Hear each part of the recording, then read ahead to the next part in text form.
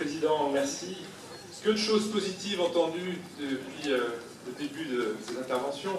On va noter quelques-unes. Pertinence de la méthode de travail, exercice inédit, réussite collective, remerciements pour la création de la mission, conditions de transparence efficaces.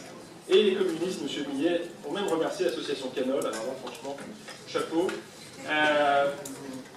Les Républicains donc se félicitent et finalement on a bien fait de demander la création de cette mission quand on écoute tous les commentaires qui viennent d'être dits.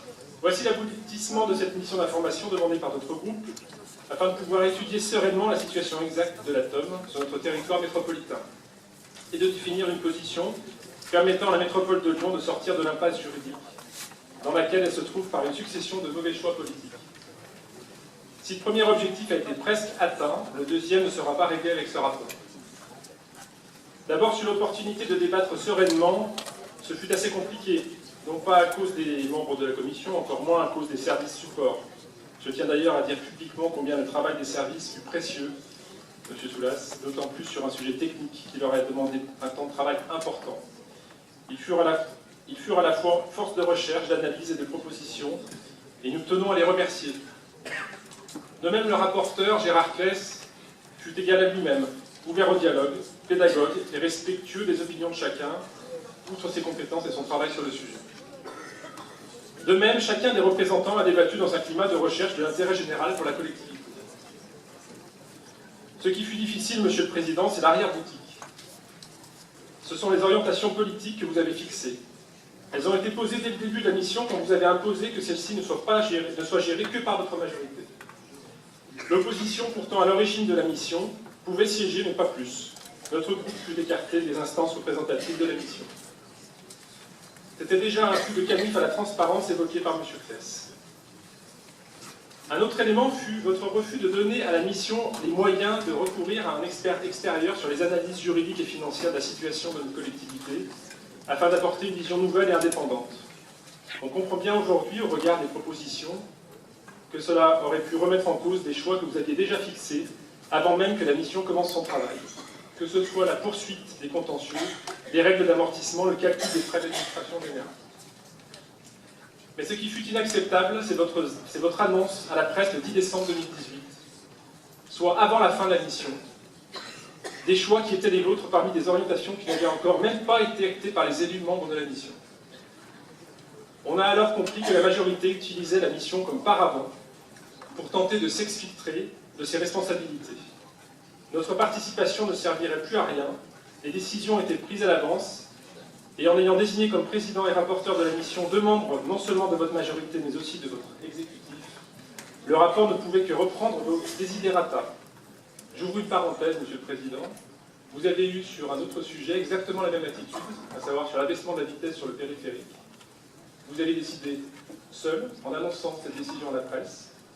Comment voulez-vous, Monsieur le Président, que la population s'approprie ces sujets si les élus qui siègent dans les commissions représentatives de la métropole de Lyon, je pense notamment à la commission déplacement de voirie pour ce qui concerne l'abaissement de la vitesse, si les élus ne sont même pas consultés dans ces décisions?